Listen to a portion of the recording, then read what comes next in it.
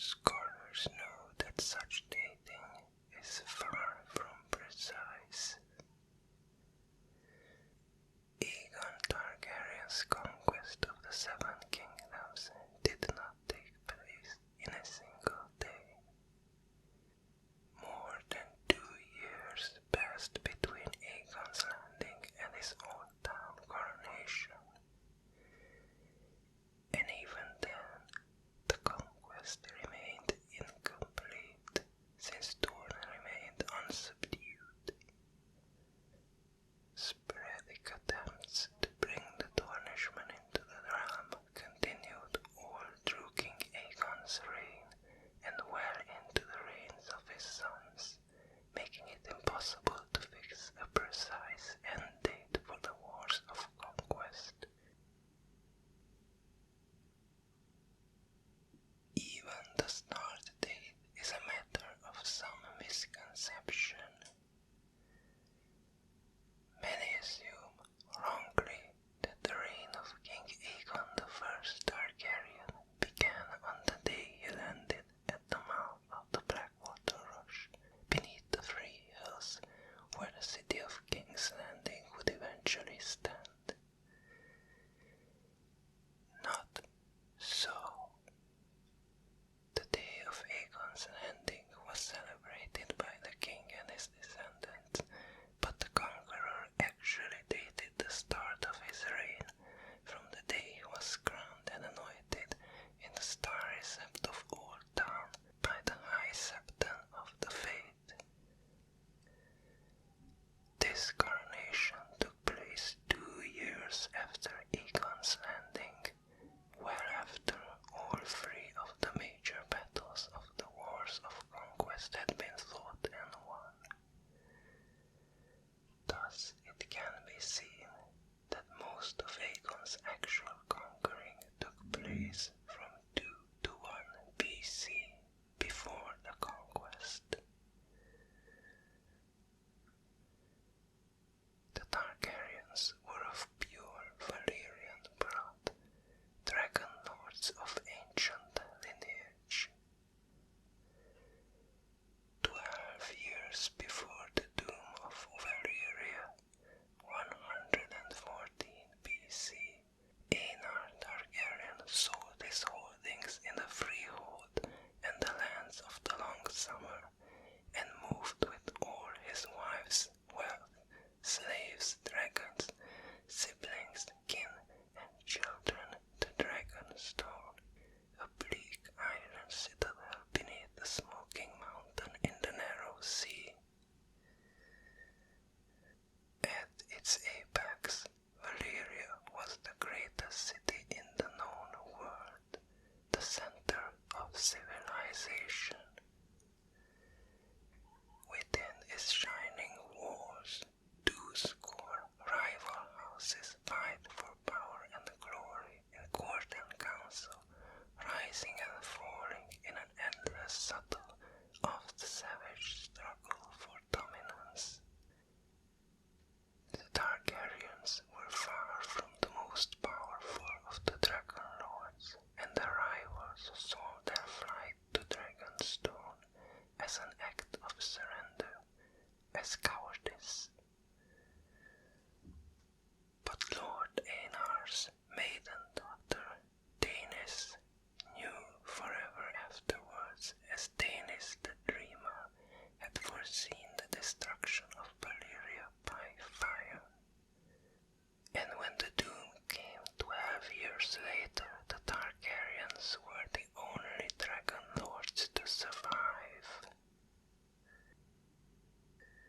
Dragonstone had been the westernmost outpost of Valyrian power for 2 centuries. Its location athwart the gullet gave its lords a stranglehold on Blackwater Bay, and enabled both the Targaryens and their close allies, the Valyrians of Driftmark, a lesser house of Valyrian descent, to fill their coffers of the passing trade. Valyrian ships, along with those of another allied Valyrian house, the Celtic house of Claw,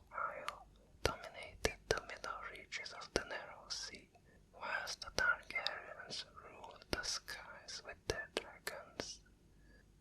Yet even so, for the best part of 100 years after the doom of Valyria, the rightly named Century of Blood, House Targaryen looked east, not west, and took little interest in the affairs of Westeros.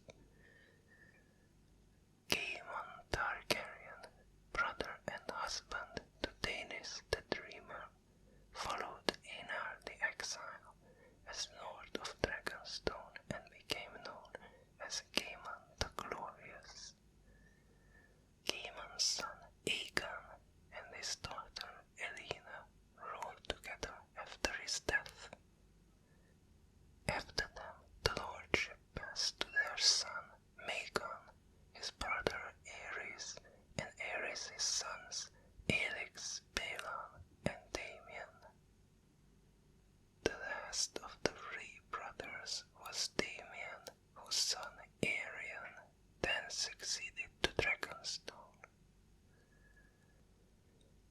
The Aegon, who would be known to history as Aegon the Conqueror and Aegon the Dragon, was born on Dragonstone in 27 BC. He was the only son and second child of Aerion, Lord of Dragonstone, and Lady Valyena of House Valyrian, herself half Targaryen on her mother's side. Aegon had two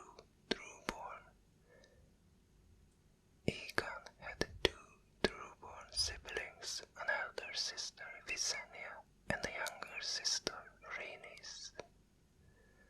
It had long been the custom amongst the dragon lords of Valyria to wed brother to sister to keep the bloodlines pure, but Aegon took both his sisters to bride. By tradition, he would have been expected to wed only his older sister Visenya. The inclusion of Rhaenys as a second wife was unusual, though not without precedent. It was said by some that Aegon wed Visenya out of duty and Rhaenys out of desire. All three siblings had shown themselves to be dragon lords before they wed. Of the 5 dragons who had flown with Aenar the Exile from Valyria, only one survived to Aegon's day, the great beast called Valyrian the Black Dread. The dragons Vhagar and Meraxes were younger, hatched on Dragonstone itself.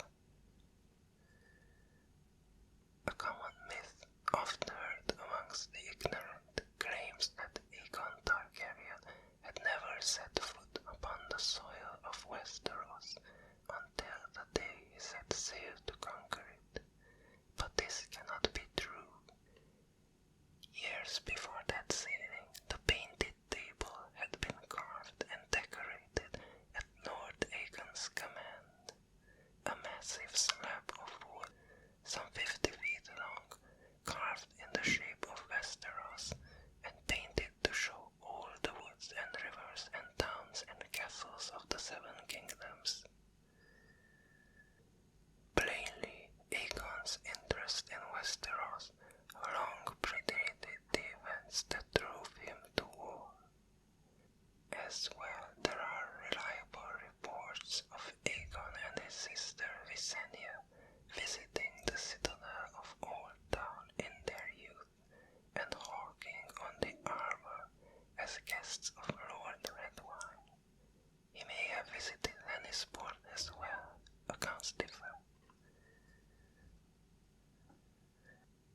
The Westeros of Aegon's youth was divided into 7 quarrelsome kingdoms, and there was hardly a time when 2 or 3 of these kingdoms were not at war with one another. The vast, cold, stony north was ruled by the Starks of Winterfell. In the deserts of Dorne,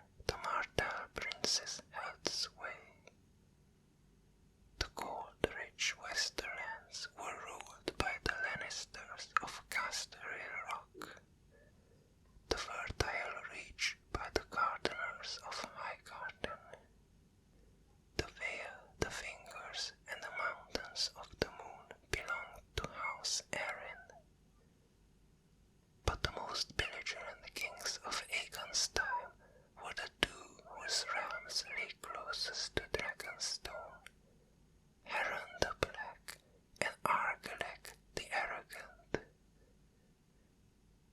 From their great citadel, Storm's End, the Storm Kings of House Durandon had once ruled the eastern half of Westeros, from Cape Wrath to the Bay of Crabs, but their powers had been dwindling for centuries. The kings of the Reach had nibbled at their domains from the west, the Dornishmen harassed them from the south, and Heron the Black and his Iron Men had pushed them from the Trident and the lands north of the Blackwater Rush. King Argelec, last of the Durandon, had arrested this decline for a time, turning back a Dornish invasion while still a boy, crossing the Narrow Sea to join the Great Alliance against the imperialist tigers of Valentis, and slaying Kars the Seventh Gardener, king of the Reach, in a battle of Summerfeld 20 years later. But Argelec had grown older, his famous mane of black hair had gone grey, and his prowess at arms had faded. North of the Blackwater, the Riverlands were ruled by the bloody hand of Heron the Black of House Hoare, king of the Isles and the rivers. Heron's iron-born grandsire, Harwin Hardhand, had taken the trident from Argelec's grandsire, Eric, whose own forebears had thrown down the last of the River Kings centuries earlier. Heron's father had extended his domains east of Duskendale and Rusby. Heron himself had devoted most of his long reign, close on 40 years, to building a gigantic castle beside the God's Eye, but with Harrenhal at last nearing completion, the Ironborn would soon be free to seek fresh conquests. No king in Westeros was more feared than Black Heron, whose cruelty had become legend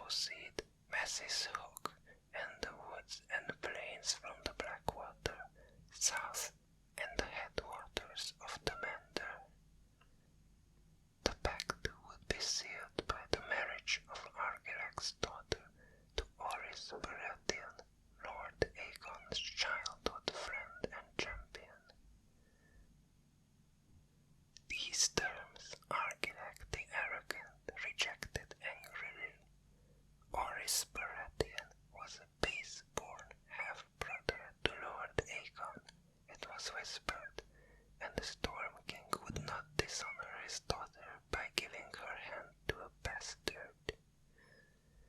The very suggestion enraged him. Argilac had the hands of Aegon's envoy cut off and returned to him in a box. "These are the only hands your bastard shall have of me," he wrote. Aegon made no reply. Instead, he summoned his friends Bannerman and principal allies to attend him on Dragonstone. Their numbers were small. The Valyrians of Driftmark were sworn to House Targaryen, as were the Celticars of Claw Isle. From Massey's Hook came Lord Par Aemon of Sharppoint and Lord Massey of Stonedance, both sworn to Storm's End, but with closer ties to Dragonstone. Lord Aegon and his sisters took counsel with them and visited the Castle Sept to pray to the Seven of Westeros as well, though he had never before been accounted as a pious man. On the seventh day, a cloud of ravens burst from the towers of Dragonstone to bring Lord Aegon's word to the 7 kingdoms of Westeros. To the 7 kings they flew, to the citadel of Orthan, to lords both great and small.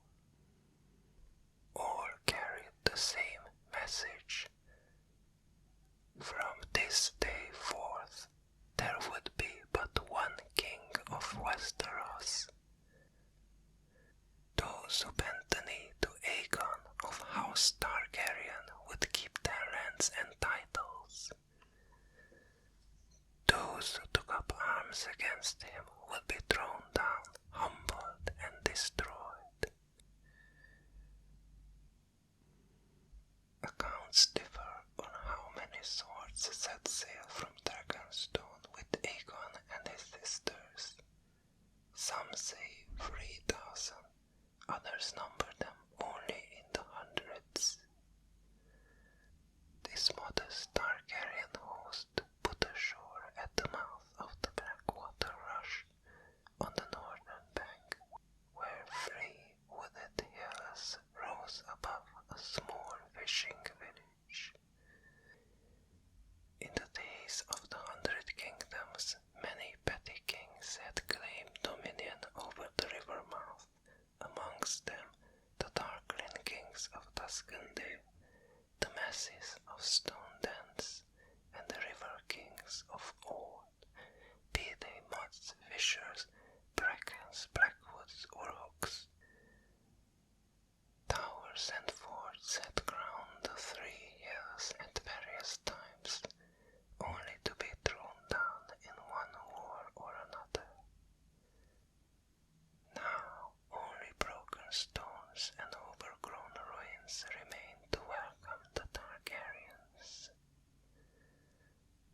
To claim by both Storm's End and Harrenhal, the river mouth was undefended, and the closest castles were held by lesser lords of no great power of military prowess, and lords moreover who had little reason to love their nominal overlord, Harren the Black.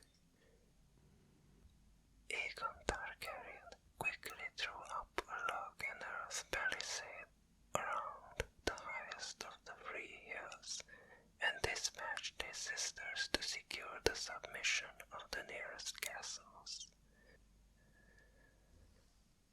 Rosby yielded to Rhaenys and golden-eyed Meraxes without a fight.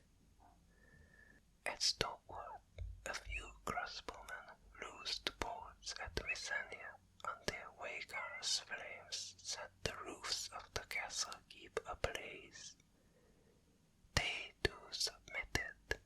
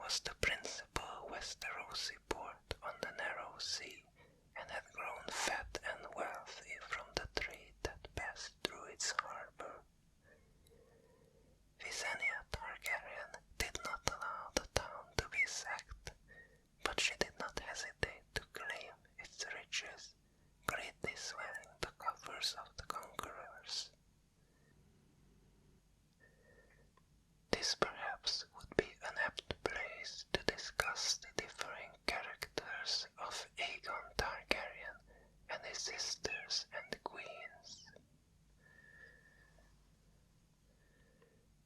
Byzania, eldest of the three siblings, was as much a warrior as Aegon himself, as comfortable in ring mail as in silk. She carried the Valyrian longsword, Dark Sister, and was skilled in its use, having trained beside her brother since childhood. Though possessed of the silver-gold hair and purple eyes of Valyria, hers was a harsh, austere beauty.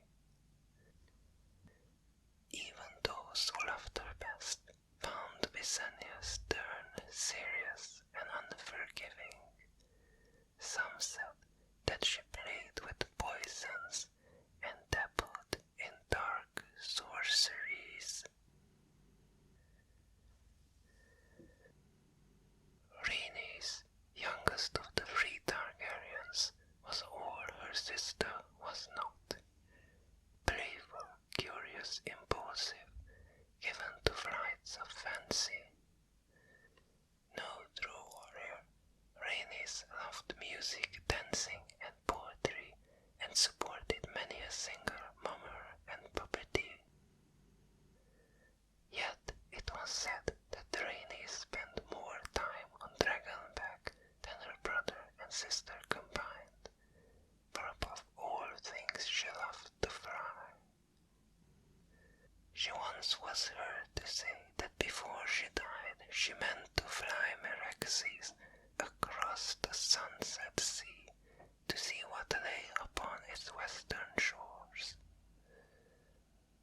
Whilst no one ever questioned Visenia's fidelity to her brother-husband, Rhaenys surrounded herself with comely young men, and, it was whispered, even entertained some in her bedchambers on the nights when Aegon was with her eldest sister.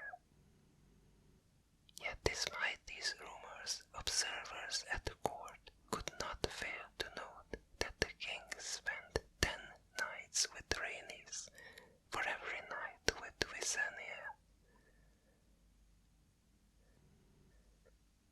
Aegon Targaryen himself, strangely, was as much an enigma to his contemporaries as to us. Armed with the Valyrian steel blade, Blackfire, he was counted amongst the greatest warriors of his age. Yet he took no pleasure in feats of arms, and never rode in tourney or melee.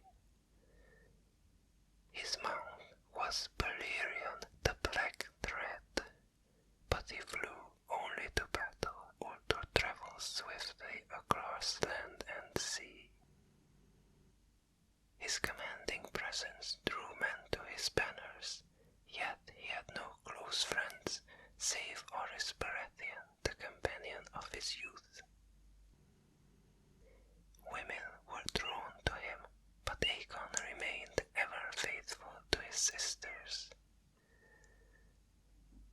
As king, he put great trust in his small council and his sisters, leaving much of the day-to-day governance of the realm to them, yet did not hesitate to take command when he found it necessary. Though he dealt harshly with rebels and traitors, he was open-handed with former foes who bent the knee. This he showed for the first time at Aegon Fort, the crude wood and earth castle he had raised atop what would henceforth and forever be known as Aegon's High Hill. Having taken 12 castles and secured the mouth of the Blackwater Rush on both sides of the river, he commanded the lords he had defeated to attend him. There they laid their swords at his feet, and Aegon raised them up and confirmed them in their lands and titles. To his oldest supporters he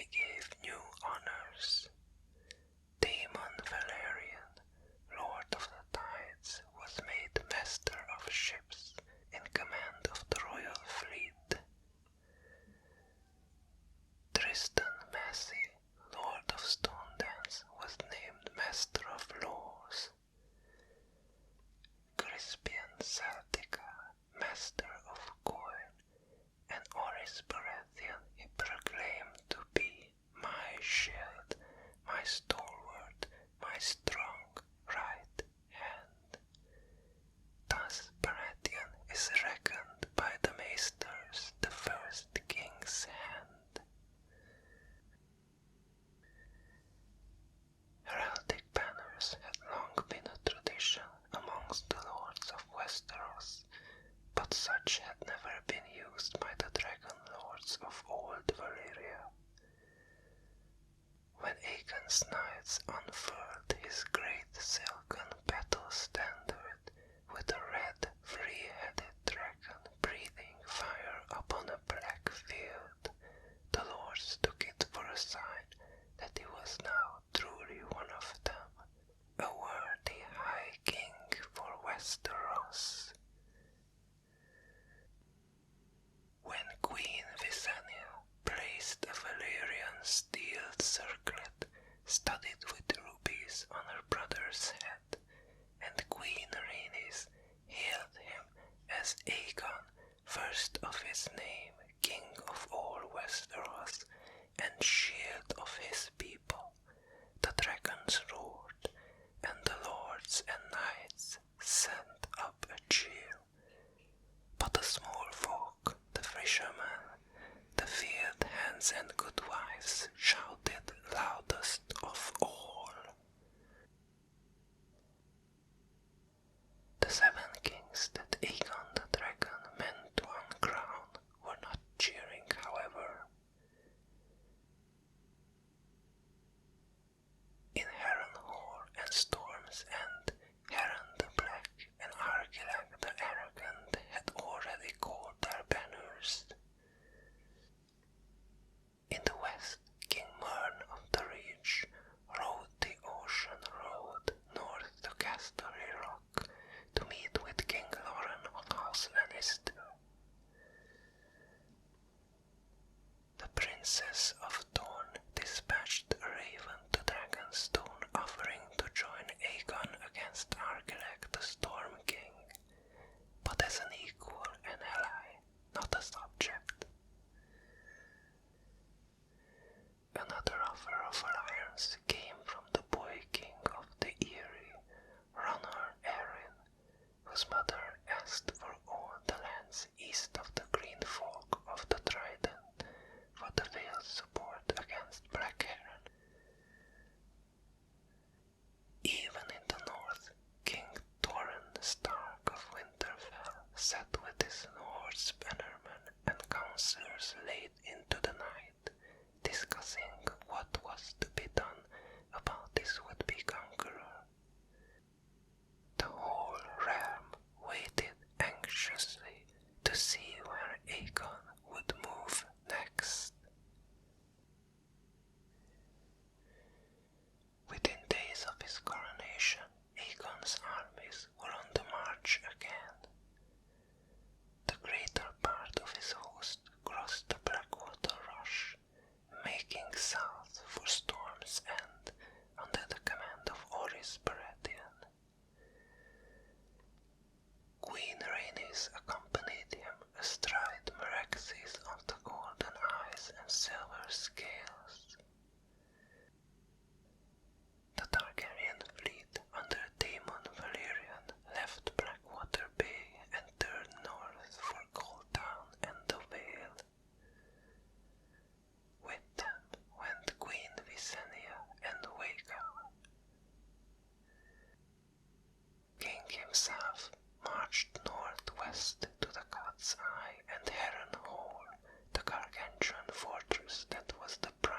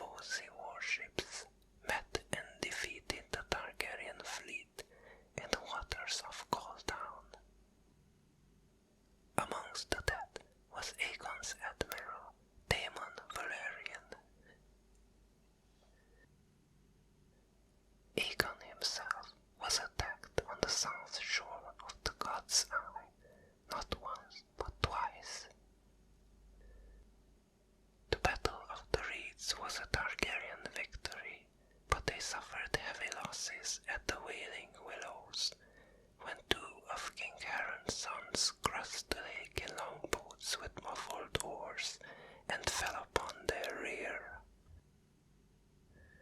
In the end, though, Aegon's enemies had no answer for his dragons. The men of the Vale sank a third of the Targaryen ships and captured near as many, but when Queen Visenya descended upon them from the sky, their own ships burned. Lords Errol, Fell, and Buckler hid in their familiar forests until Queen Rhaenys unleashed Meraxes, and a wall of fire swept through the woods, turning the trees to torches.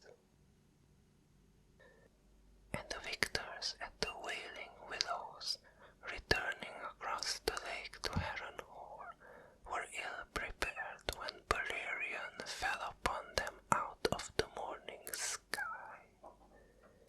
Heron's longboats burned, so did Heron's sons. Aegon's foes also found themselves plagued by other enemies. As Argilac the Arrogant gathered his swords at Storm's End, pirates from the Stepstones descended on the shores of Cape Wrath to take advantage of their absence, and Dornish raiding parties came boiling out of the Red Mountains to sweep across the marches. In the Vale, young King Ronald had to contend with the rebellion on the Three Sisters, when the Sistermen renounced all allegiance to the Eyrie and proclaimed Lady Marla Sunderland their queen. Yet these were but minor vexations compared to what befell Heron the Black.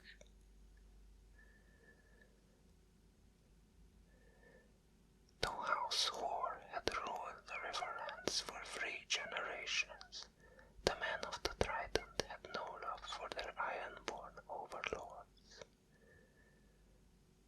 Heron the Black had driven thousands to their deaths in the building of his great castle of Harrenhal, plundering the Riverlands for materials and beggaring lords and small folk alike with his appetite for gold. So now the Riverlands rose against him, led by Lord Edmund Tully of Riverrun. Summoned to the defense of Harrenhal, Tully declared for House Targaryen instead, raised the dragon banner over his castle, and rode forth with his knights and archers to join his string to Aegon's. His defiance gave heart to the other river lords. One by one, the lords of the Trident renounced Heron and declared for Aegon the Dragon. Blackwoods, Mallisters, Fences, Brackens, Pipers, Freys, Strongs, summoning their levies, they descended on Harrenhal. Suddenly outnumbered, King Heron the Black took refuge in his supposedly impregnable stronghold.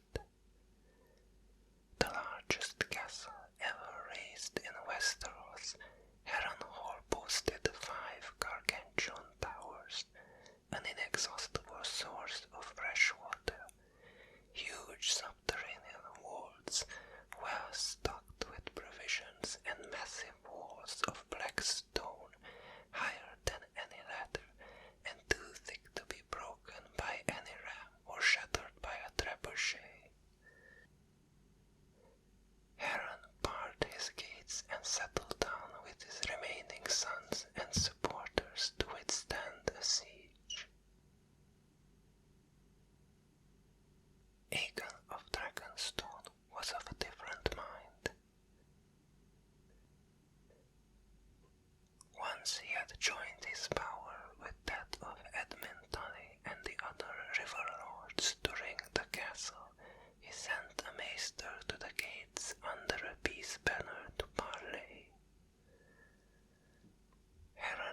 emerged to meet him, an old man in grey, yet still fierce in his black armor.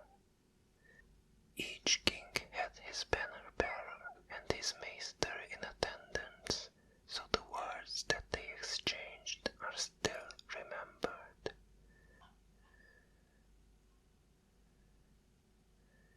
Yield now, Aegon began, and you may remain as Lord of the Iron Islands. Yield now, and your sons will live to rule after you. I have 8,000 men outside your walls.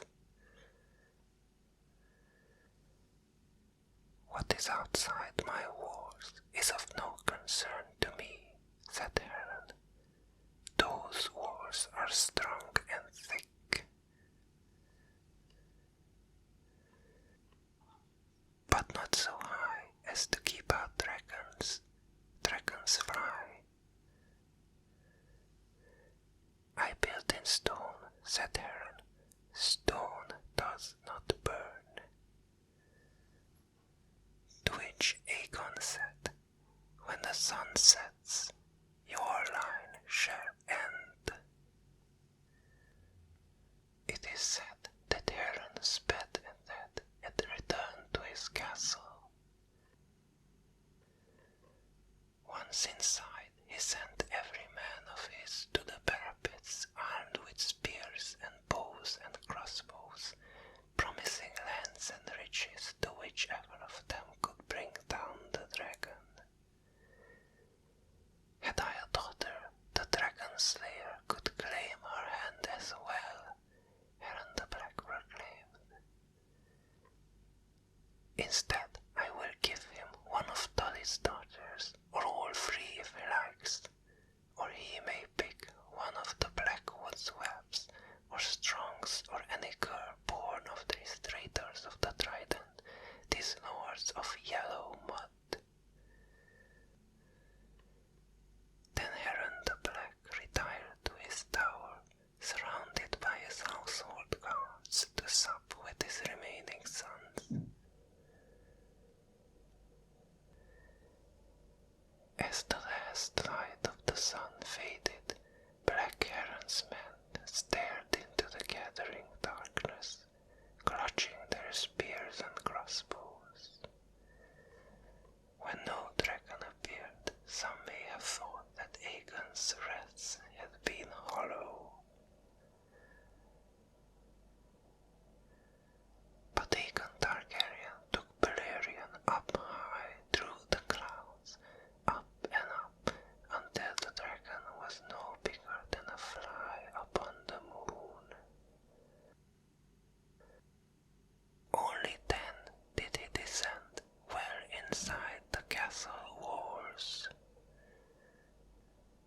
On wings as black as pitch, Balerion plunged through the night, and when the great towers of Harrenhal appeared beneath him, the dragon roared his fury and bathed them in black fire, shot through with swirls of red. Stone does not burn, Heron had boasted, but his castle was not made of stone alone.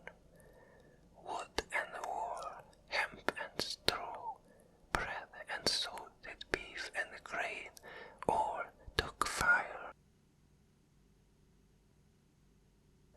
Nor were Heron's iron men made of stone. Smoking, screaming, shrouded in flames, they ran across the yards and tumbled from the walkways to die upon the ground below. And even stone will crack and melt if a fire is hot enough. The river lords outside the castle walls said later that the towers of Harrenhal glowed red against the night, like 5 great candles, and like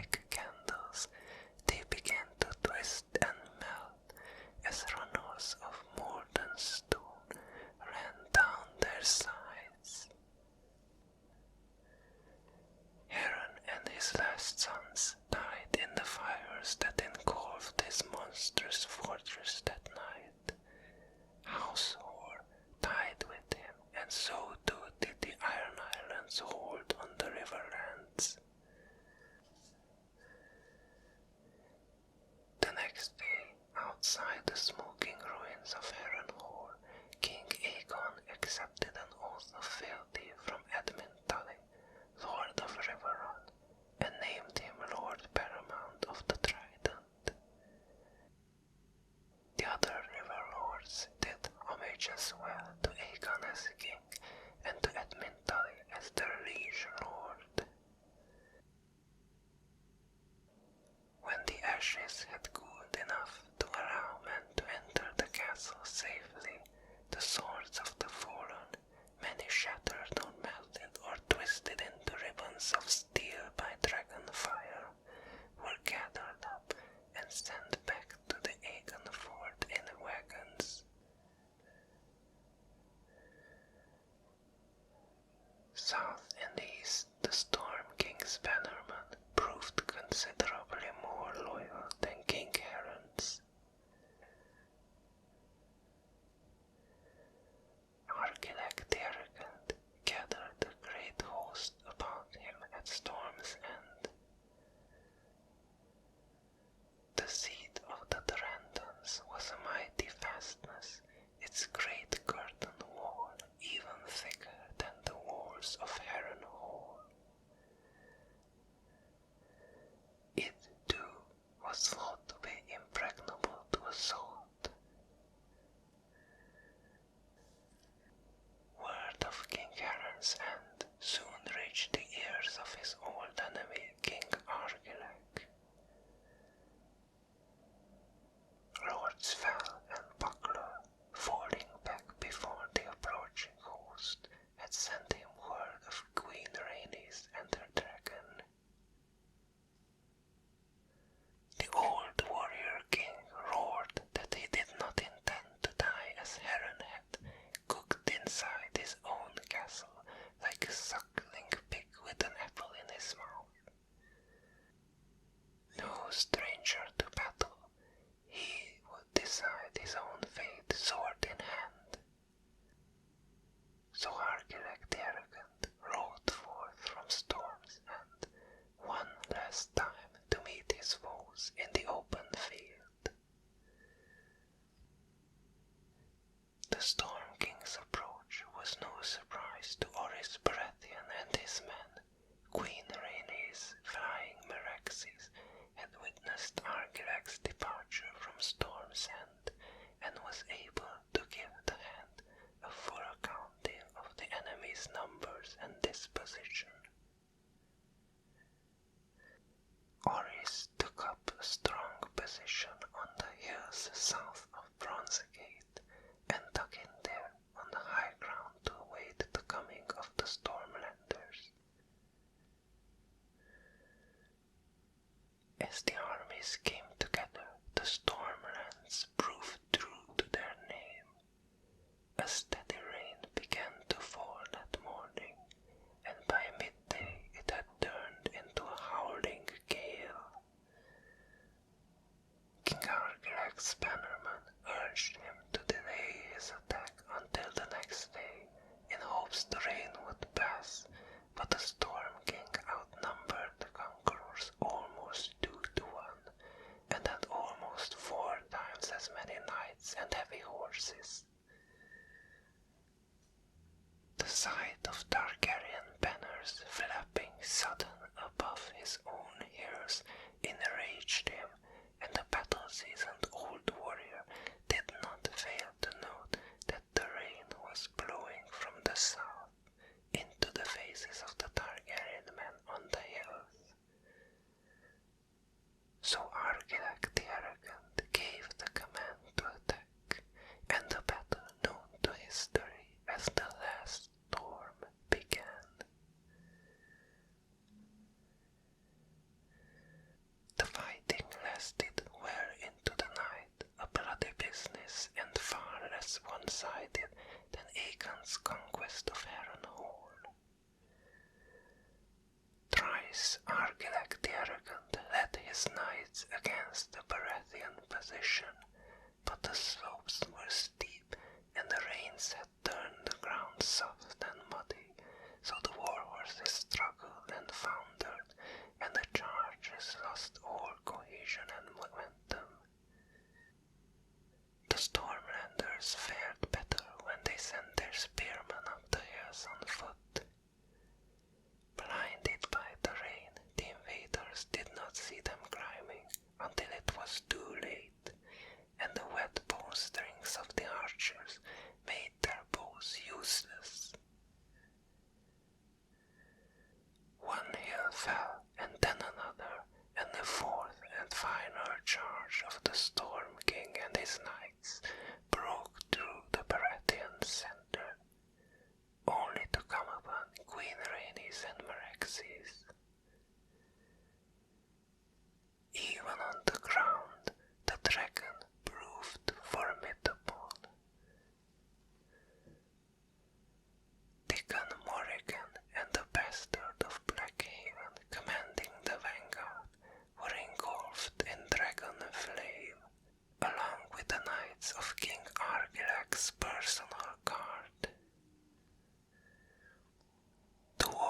horses panicked and fled in terror, crashing into riders behind them and turning the charge into chaos.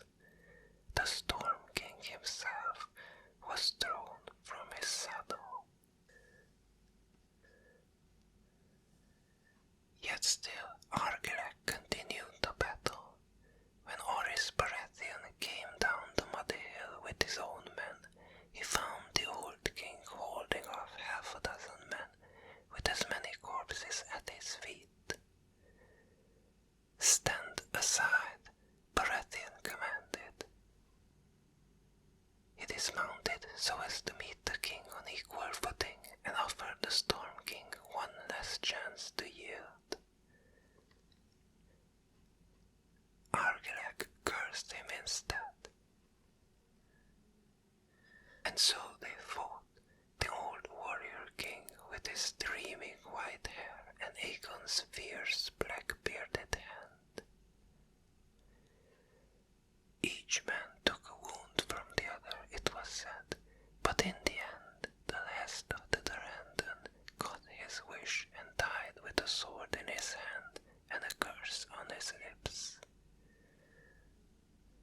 The death of their king took all heart out of the Stormlanders, and as the word spread that Argilac had fallen, his lords and knights threw down their swords and fled.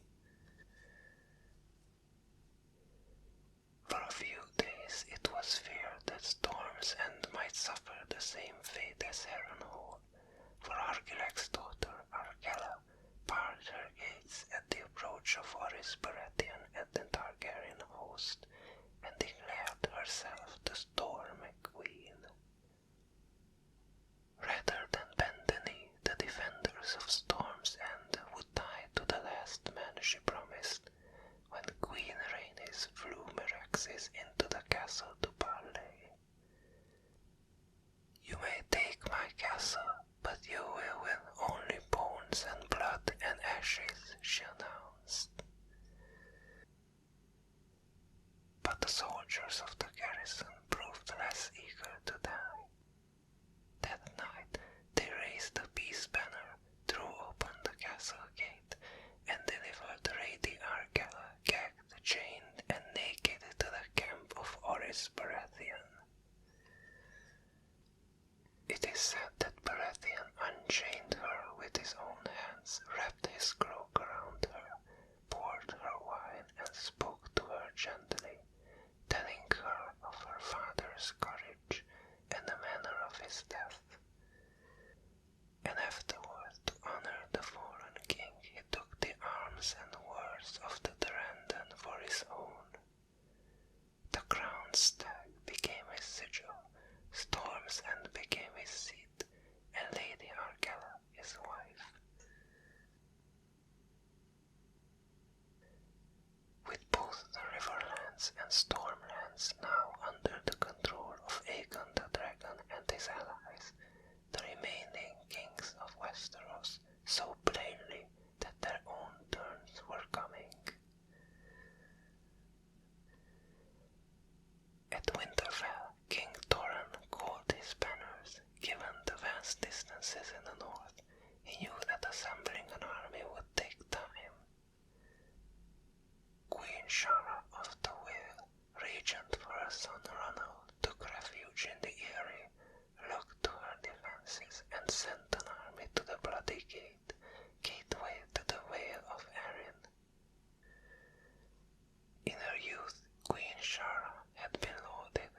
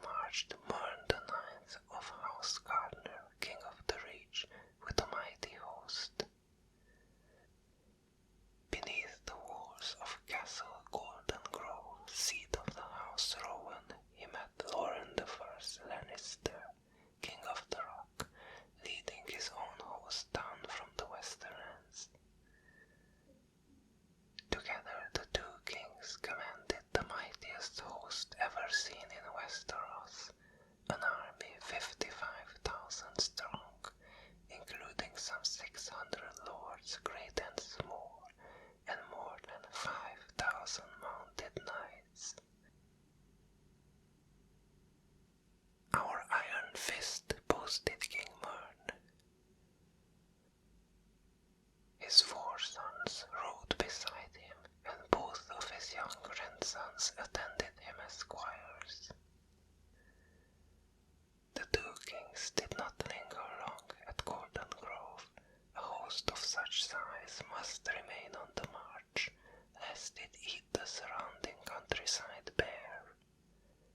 The allies set out at once, marching north by northeast through the tall grasses and golden fields of wheat.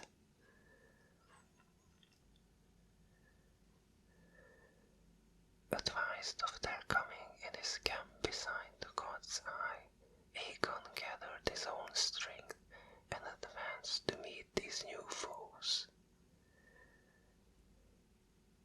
He commanded only a 5th as many men as the 2 kings, and much of his strength was made up of men sworn to the river lords, whose loyalty to House Targaryen was of recent vintage and untested. With a smaller host, however, Aegon was able to move much more quickly than his foes.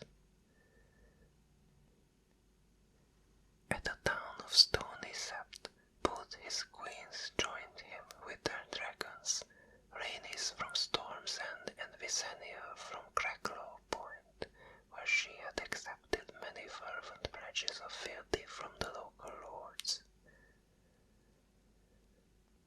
Together the 3 Targaryens watched from the sky as Aegon's army crossed the headwaters of the Blackwater Rush and raced south.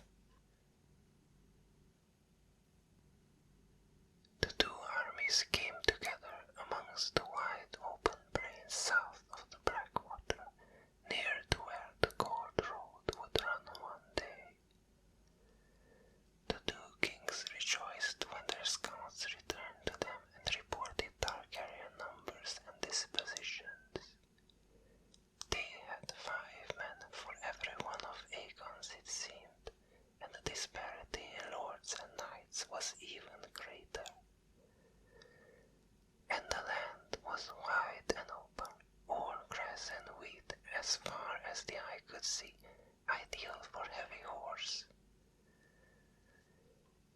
Aegon Targaryen would not command the high ground as Orys Baratheon had at the last storm. The ground was firm, not muddy. Nor would they be troubled by rain. The day was cloudless, though windy. There had been no rain for more than a fortnight. King Mern had brought half again as many men to the battle as King Loren, and so demanded the honor of commanding the center. His son and heir Edmund was given the vanguard. King Loren and his knights would form the right, Lord Oakheart the left. With no natural barriers to anchor the Targaryen line, the 2 kings meant to sweep around Aegon on both flanks, then take him in the rear, whilst their iron fist, a great wedge of armored knights and high lords, smashed through Aegon's center. Aegon Targaryen drew his own men up in the rough crescent, bristling with spears and pikes, with archers and crossbowmen just behind and light cavalry on either flank. He gave command of his host to John Mooton, Lord of Maidenpool, one of the first foes to come over to his cause. The king himself intended to do his fighting from the sky beside his queens. Aegon had noted the absence of rain as well. The grass and wheat that surrounded the armies was tall and ripe for harvest, and very dry. The Targaryens waited until the 2 kings sounded their trumpets and started forward beneath a sea of banners. King Mern himself led the charge against the center on on his golden stallion, his son Kevin besides him with his banner, a great green hand upon a field of white. Roaring and screaming, urged on by horns and drums, the Gardners and Lannisters charged through a storm of arrows down unto their foes, sweeping aside the Targaryen spearmen, shattering their ranks. But by then Aegon and his sisters were in the air. Aegon flew above the ranks of his foes upon Balerion through a storm of spears and stones and arrows, swooping down repeatedly to bathe his foes in flame. Rhaenys and Visenya set fires upwind of the enemy and behind them. The dry grasses and stands of wheat went up at once. The wind fanned the flames and blew the smoke into the faces of the advancing ranks of the two kings. The scent of fire sent their mounts into panic, and as the smoke thickened, horse and rider alike were blinded. Their ranks began to break as walls of fire rose on every side of them. Lord Muden's men, safely upwind of the conflagration, waited with their bows and spears, and made short work of the burned and burning men who came staggering from the inferno. The field of fire, the battle was named afterward. More than 4,000 men died in the flames. Another 1,000 perished by sword and spear and arrow. Tens of thousands suffered burns, some so bad that they would remain scarred for life. King Mern the Ninth was among the dead, together with his sons, grandsons, brothers, cousins, and other kin. One nephew survived for 3 days. When he died of his burns, House Gardner died with him. King Loren of the Rock lived, riding through a wall of flame and smoke to safety when he saw the battle lost. The Targaryens lost fewer than 100 men. Queen Visenya took an arrow in one shoulder, but soon recovered. As the dragons gorged themselves on the dead, Aegon commanded that the swords of the slain be gathered up and sent downriver. Loren Lannister was captured the next day. The King of the Rock laid his sword and crown at Aegon's feet, bent the knee, and did him homage. And Aegon, true to his promises, lifted his beaten foe back to his feet, and confirmed him in his lands and lordship, naming him Lord of Casterly Rock and Warden of the West. Lord Loren's bannermen followed his example, and so too did many lords of the Reach, those who had survived the dragon fire. Yet the conquest of the West remained incomplete, so King Aegon parted from his sisters and marched at once for Highgarden, hoping to secure its surrender before some other claimant could seize it for his own. He found the castle in the hands of its steward, Harlan Tyrell, whose forebears had served the Gardners for centuries. Tyrell yielded up the keys to the castle without a fight and pledged his support to the conquering king. In reward, Aegon granted him Highgarden and all his domains, naming him Warden of the South and Lord Paramount of the Mander, and giving him dominion over all of House Gardner's former vassals. It was King Aegon's intent to continue his march south and enforce the submission of Old Town, the Arbor, and Dorne. But whilst at Highgarden, word of a new challenge came to his ears. Torrhen Stark, king in the north, had crossed the neck and entered the Riverlands, leading an army of savage Northmen, 30,000 strong. Aegon at once started north to meet him, racing ahead of his army on the wings of Balerion the Black-Thread. He sent word to his 2 queens as well, and to all the lords and knights who had bent the knee to him after Harrenhal and the Field of Fire. When Torrhen Stark reached the banks of the Trident, he found a host half again the size of his own awaiting him south of the river. River lords, westermen, stormlanders, men of the Reach, all had come, and above their camp, Balerion, Meraxes, and Vhagar prowled the sky in ever-widening circles. Torrhen's scouts had seen the ruins of Harrenhal, where slow red fires still burned beneath the rubble. The king in the north had heard many accounts of the Field of Fire as well. He knew that the same fate might await him if he tried to force a crossing of the river. Some of his lord's bannermen urged him to attack all the same, insisting that Northern Valor would carry the day. Others urged him to fall back to Moat Cailin and make his stand there on northern soil.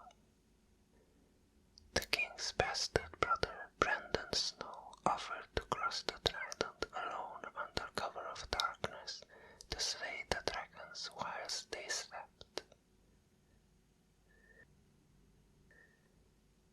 King Torrhen did send Brandon Snow across the Trident, but he crossed with 3 maesters by his side, not to kill but to treat.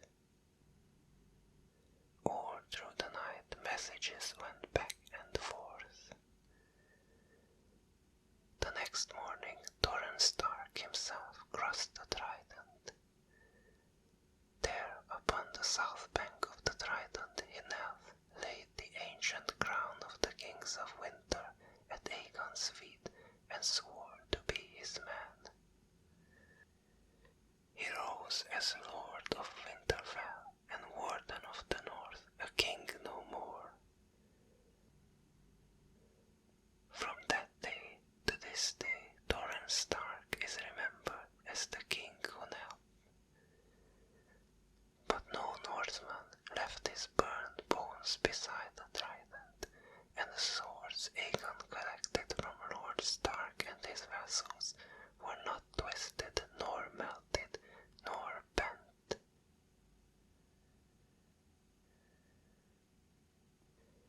Now Aegon Targaryen and his queens parted company.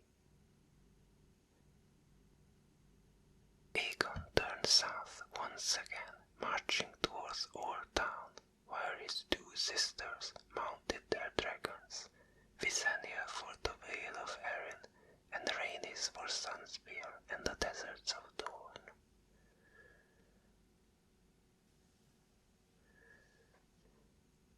Shara Erin has strengthened the defenses of Cold Town, moved a strong host to the Bloody Gate, and tripled the size of the garrisons in stone, snow, and sky, the way castles that guarded the approach to the Eyrie.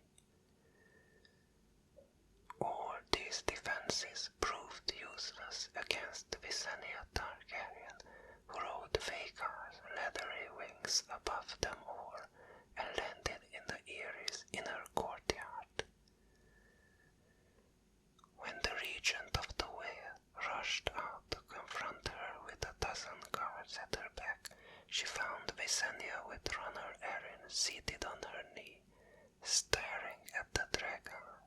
thunderstruck. "Mother, can I go flying with the lady?" the boy king asked. No threats were spoken, no angry words exchanged. The two queens smiled at one another and exchanged courtesies instead. Then Lady Shara sent for the 3 crowns, her own regent's coronet, her son's small crown, and a falcon crown of mountain and vale that the Erin kings had worn for 1,000 years, and surrendered them to Queen Visenya, along with the swords of her garrison. And it was said afterward that the little king flew thrice about the summit of the giant's lands and landed to find himself a little lord. Thus did Visenya Targaryen bring the Vale of Erin into her brother's realm.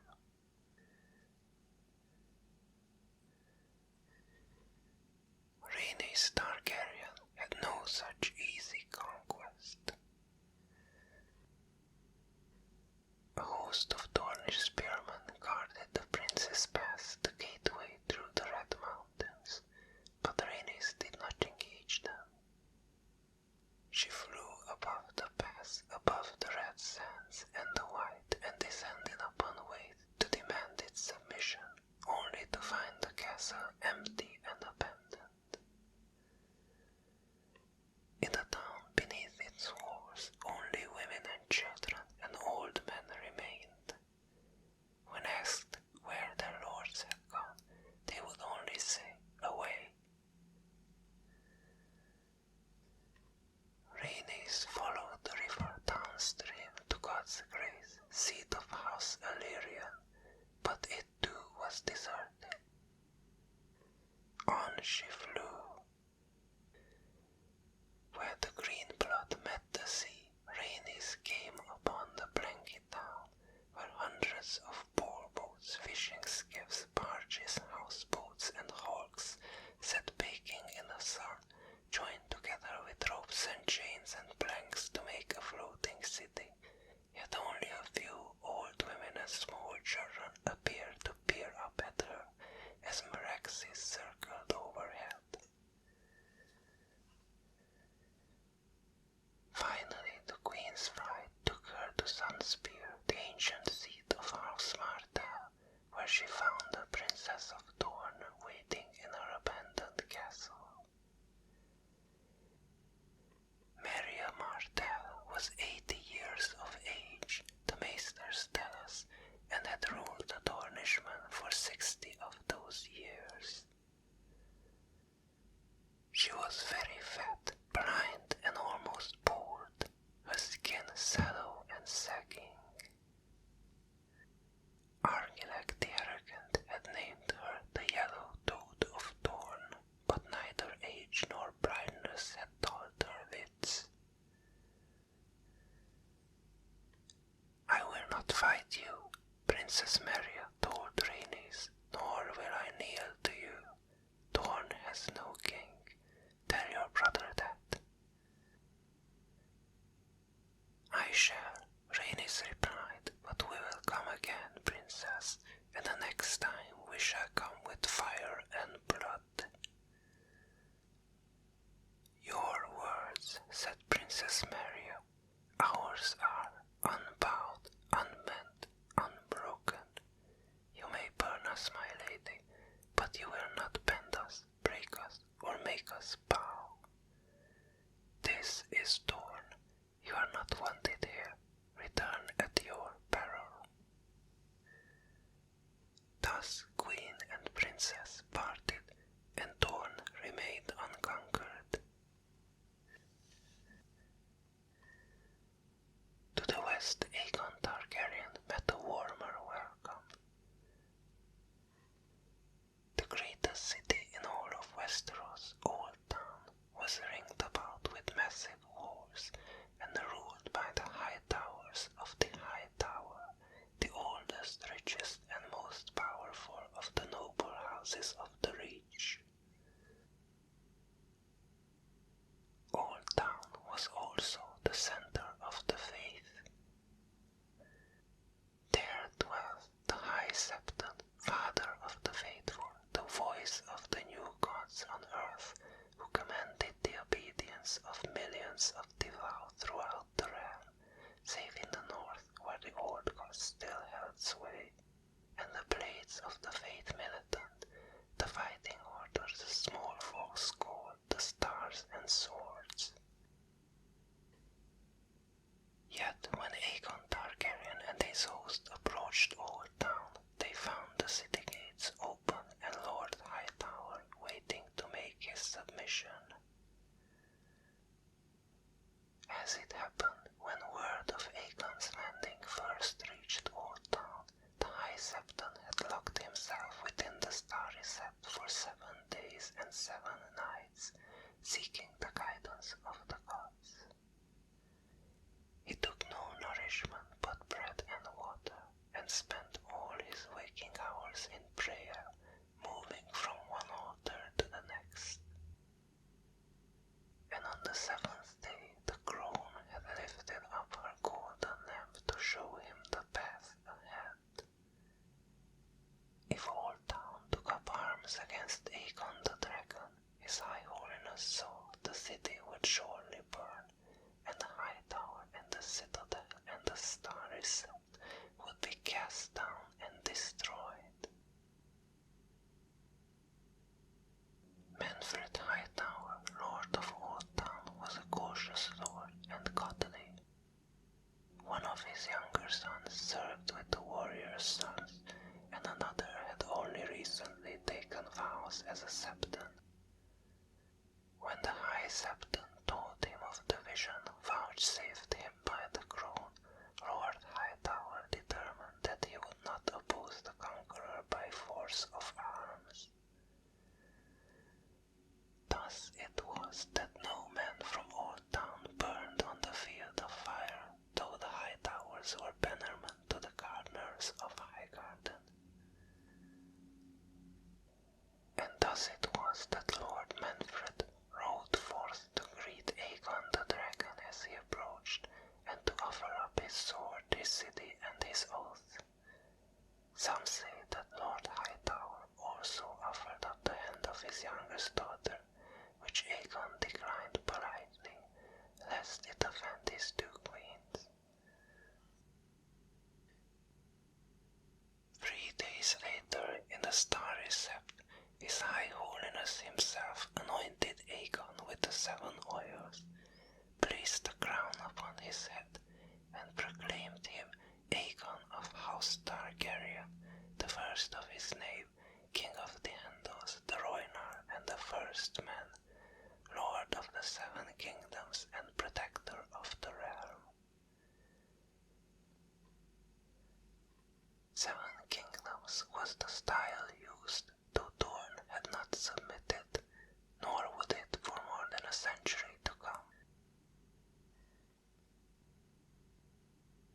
Only a handful of lords had been present for Aegon's first coronation at the mouth of the Blackwater, but hundreds were on hand to witness his second, and tens of thousands cheered him afterwards in the streets of Old Town as he rode through the city on Balerian's back. Amongst those at Aegon's second coronation were the maesters and archmaesters of the Citadel. Perhaps for that reason, it was this coronation rather than the Aegon IV crowning on the day of Aegon's landing that became fixed as the start of Aegon's reign.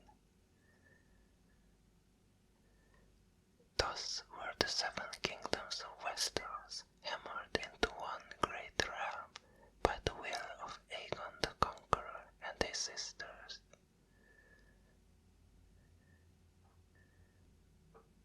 Many thought that King Aegon would make Old Town his royal seat after the wars were done, whilst others thought he would rule from Dragonstone, the ancient island citadel of House Targaryen. The king surprised them all